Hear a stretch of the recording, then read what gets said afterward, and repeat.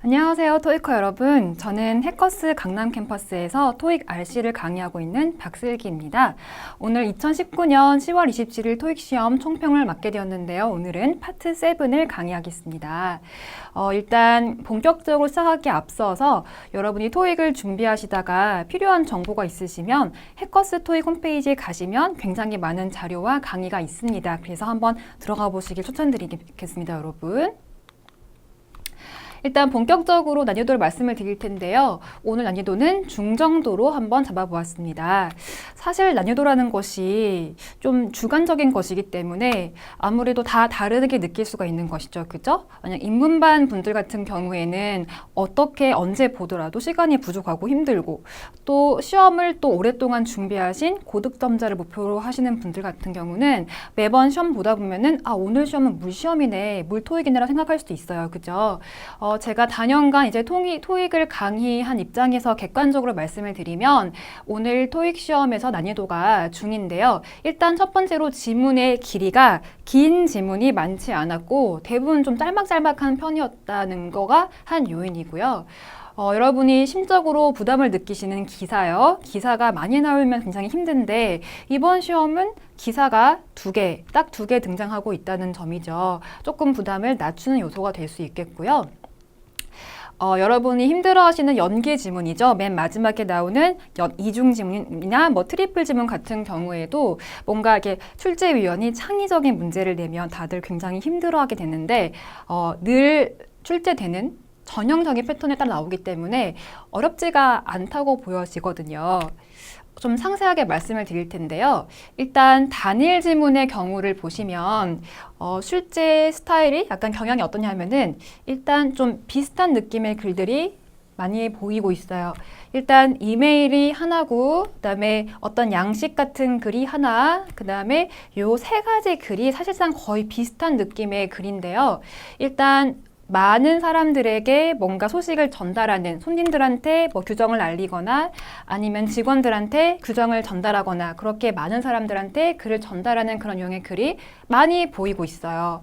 우리 안내문이라고 하면은 사실은 공지랑 거의 같다고 봐도 무방한데요. 영어로는 information, 필요한 정보를 전달하는 글인데 공사를 하니까 소음에 유의해라 그런 식의 내용이 등장하면 사실상 거의 같다고 보시면 되거든요.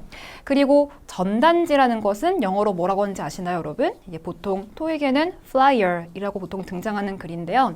fly라는 말에서 알 수 있듯이 날아간다는 의미가 있는데 대량 유포를 목적으로 주로 보통 일반적으로는 고객들한테 광고를 할 목적으로 좀 작게 만들어서 뿌리는 그런 전단지를 보통 fly라고 하는데요. 이번에 이제 나온 스타일 같은 경우는 홍보 목적이라기보다는 관공서에서 시청에서 어떤 일이 있을 것이다. 주민들한테 새로운 어떤 규정 같은 것을 공지하는 용도로 그렇게 만든 전단지였는데요. 사실상 거의 같은 스타일의 지문이어서 조금 반복된 느낌이 있었고요.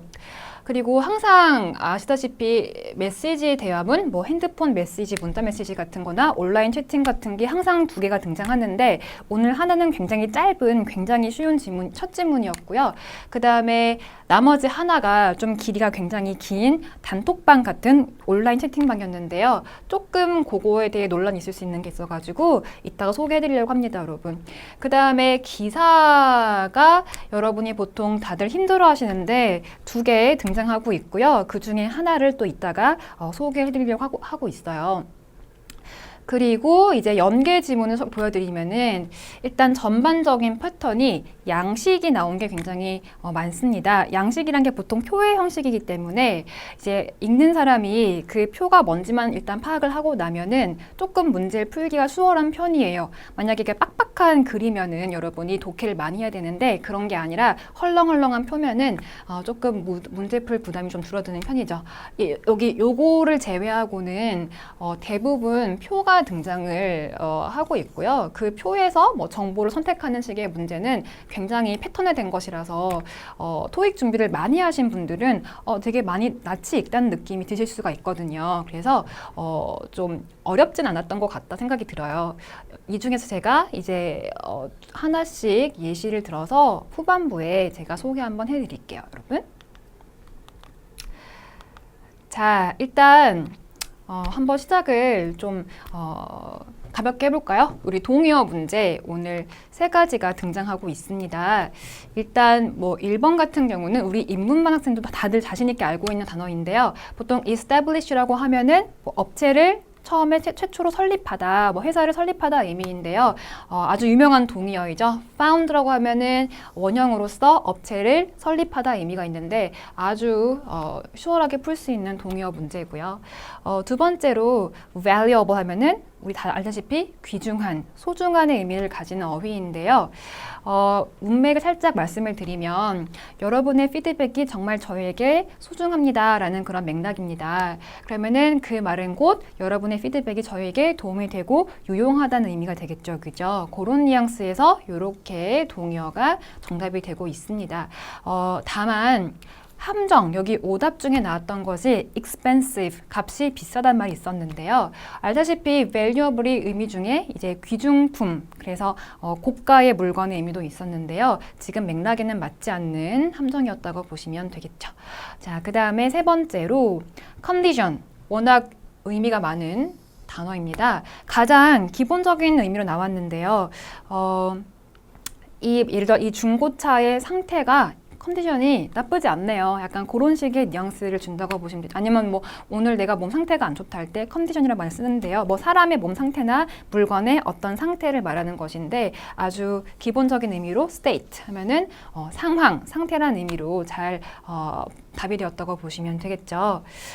다만 오늘은 이렇게 굉장히 여러분 다 알고 있는 의미로 나오고 있지만 또 자주 할 수 있는 뜻 중에 하나가 알아두시면 좋은 것이 이제 어떤 계약서가 등장했을 때요. 그 계약서에 있는 세부 조항들이 굉장히 많잖아요. 그런 조항을 지칭할 때에도 컨디션을 쓰기도 한다는 것도 알아두시면 좋으실 것 같아요. 또 나올 수 있으니까요, 여러분. 그래서 동의어 문제 어렵지 않았던 것 같습니다.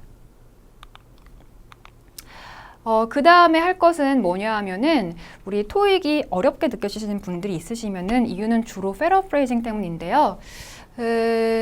지문에 나왔던 표현이 그대로 똑같이 보기에 반복이 되면 답을 찾기가 쉽겠죠. 그런데 그 표현이 보통은 바뀌게 되죠. 의미는 비슷하지만 표현을 바꿔놓으면 아무래도 답을 고를 때 조금 더 어려움이 있다고 보시면 되세요. 특히 우리 추론 문제를 풀 때 패러프레이징을 잘 예상을 하고 푸셔야 답을 고를 수 있는데 요거에 적응을 못하시면은 문제 답을 계속 고를 수가 없는 것입니다. 오늘 대표적인 패러프레이징 몇 가지 준비해 봤는데요. 첫 번째로 이제 밤에 공사를 하면 굉장히 소음이 많이 발생을 하고 또 공사 때문에 조명을 설치할 거기 때문에 라이팅 같은 것이 있으면은 동네가 굉장히 밝아지겠죠. 그러면은 주민들 입장에서는 이것이 어떻다? 굉장히 불편할 수 있겠죠. 그래서 그것이 이제 답으로 등장을 할 때에는 주민들이 뭔가 불편을 느낀다, 지장을 준다는 의미로 disruptive 라는 말로 재표현되었습니다. 우리 disrupt라고 하면 원래 방해하다 의미인데요. 주민들이 밤잠을 자지 못하게 방해할 수도 있다는 그런 의미로 보시면 되겠죠. 두 번째로 이 패러프레이징이 거창한 것이 아니라 정말 한 단어 때문에 답이 나올 수가 있다는 걸 보여주는 예시인데요.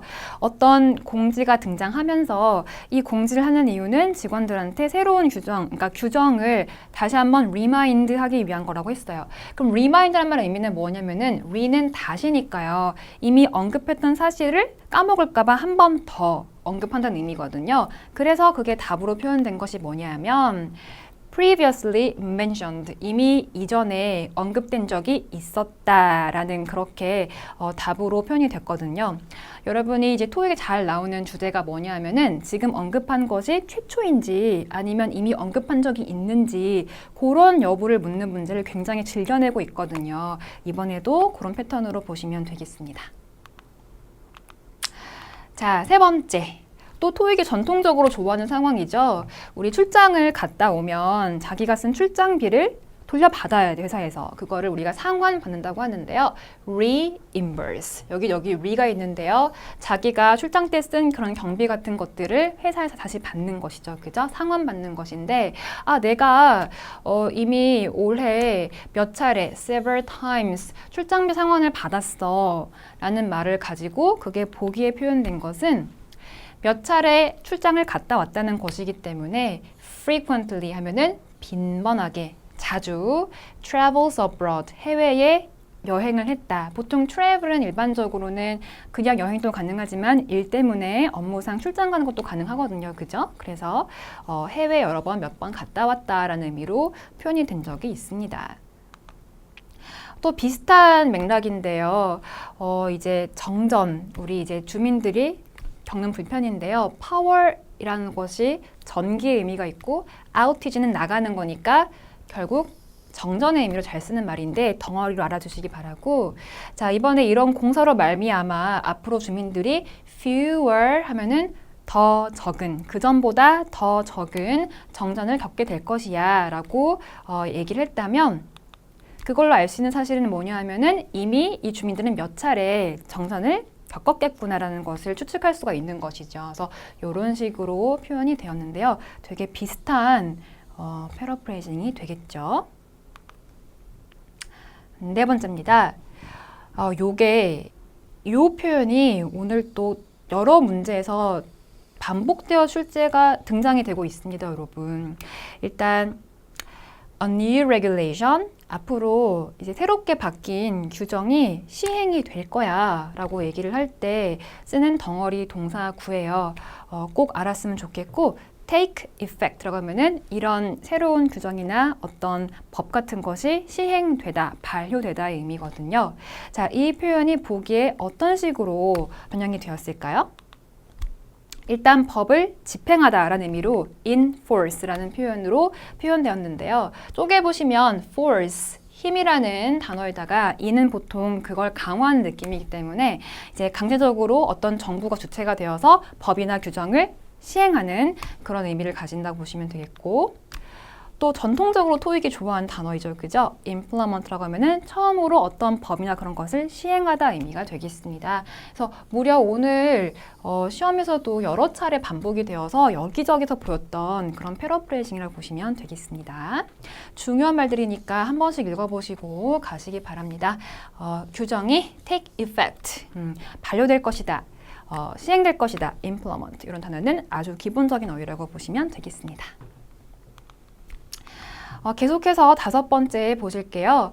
authorize라고 하면은 일반적으로 공식적으로 인정된, 그래서 공인되는 의미를 가지는데요.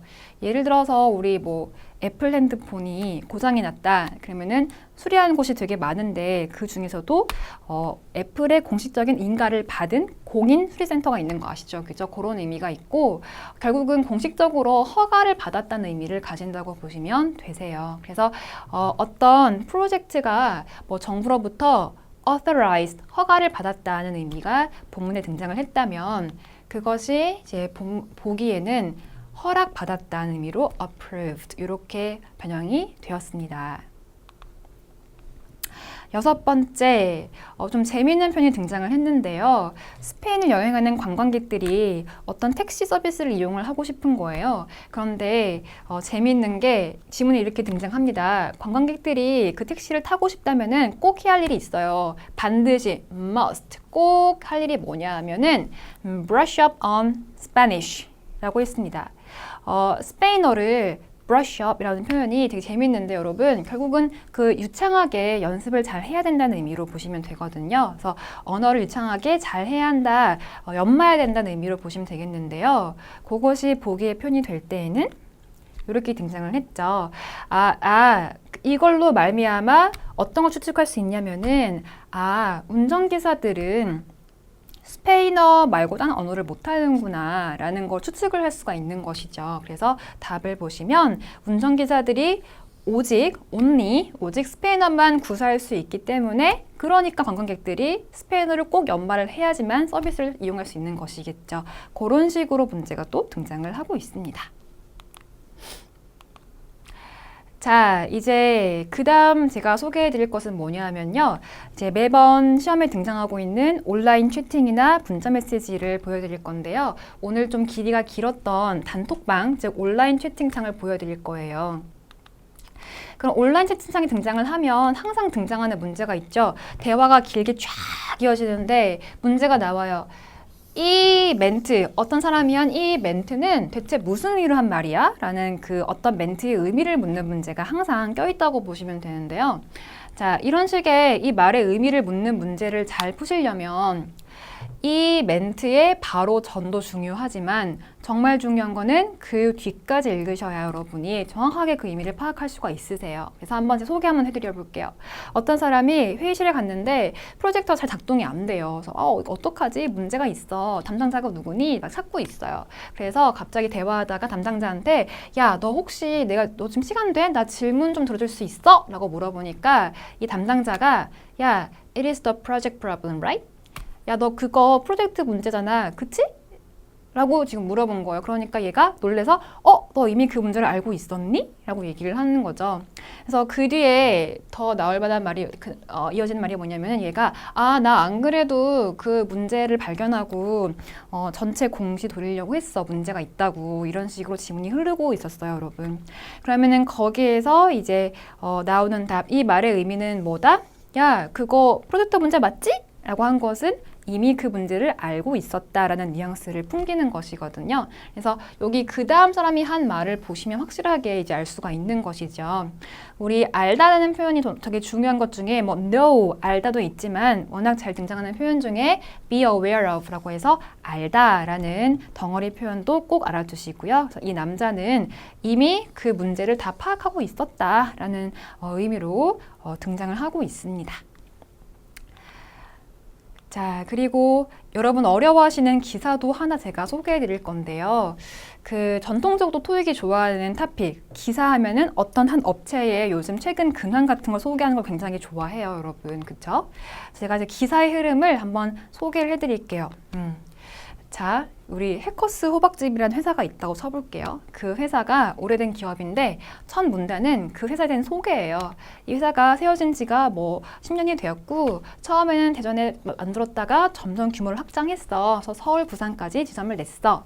두 번째 문단. 근데 그 해커스 호박즙이 말이야. 최근에 전주에도 지점을 냈단 말이야. 그럼 세 번째. 그 전주에다가 지점을 낸 이유가 뭐야? 설명이 막 등장을 해요.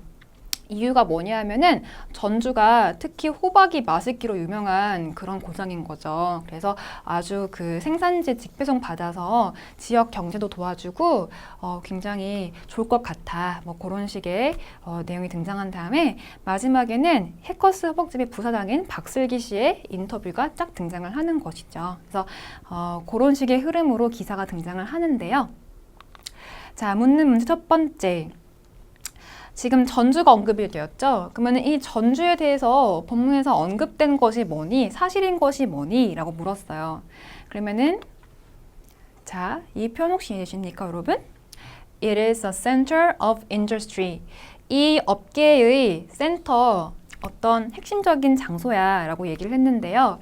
여기에 근거가 나오는데 아까 전주에 지점을 낸 이유가 뭐냐면은 이 전주라는 곳은 호박을 이미 많이 생산하는 그런 고장이고 이미 그 지역에는 호박즙 만드는 업체가 두세 개 더 있다라는 말이 등장하고 있거든요. 그래서 그런 것에서 추측을 하셔서 이 호박즙 업계에서는 이미 이 전주라는 지역이 핵심적인 장소다라는 것이 추측할 수가 있는 것이죠, 여러분. 이런 식의 문제가 등장을 했었고요. 네, 굉장히 표현이 많이 바뀌었기 때문에 이게 무슨 말인가 라고 고민하신 분도 있을 것 같습니다. 두 번째, 이 인터뷰를 한 박슬기에 대해서 이 사람에 대해서 암시된 것은 무엇입니까? 이 사람 인터뷰가 나오면서 이 사람의 부서가 등장을 해요. 이 사람은 Product Development 팀에 있는 사람인데요. 제품 개발팀에 있고 소비자들의 니즈를 읽고 어떤 물건을 만들지 결정을 하는 사람이라는 말이 등장하기 때문에 그런 내용을 파악을 하시고 이렇게 답을 고르시면 됩니다. 그녀는 어떤 사람이냐 하면 어떤 제품을 만들지 말지 같은 것을 결정을 내리는 제품을 어떤 걸 만들지 결정한 사람이다 라는 것을 인터뷰 내용으로 파악할 수가 있어야 되는 것이죠. 그래서 이런 식의 토익이 굉장히 좋아하는 스타일의 기사가 한 개 보이고 있습니다. 자, 그 다음에 우리 이제 신토익 유형으로 여러분 다들 굉장히 힘들어 하시는 까다로운 문제 중에 하나인데요. 매 시험 두 문제가 나오는 문장 위치를 정하는 문제입니다. 그래서 지문의 흐름 속에 1, 2, 3, 4 번호가 있으면은 이 문장을 어디에 넣는 게 자연스럽냐는 그런 식의 문제인데요.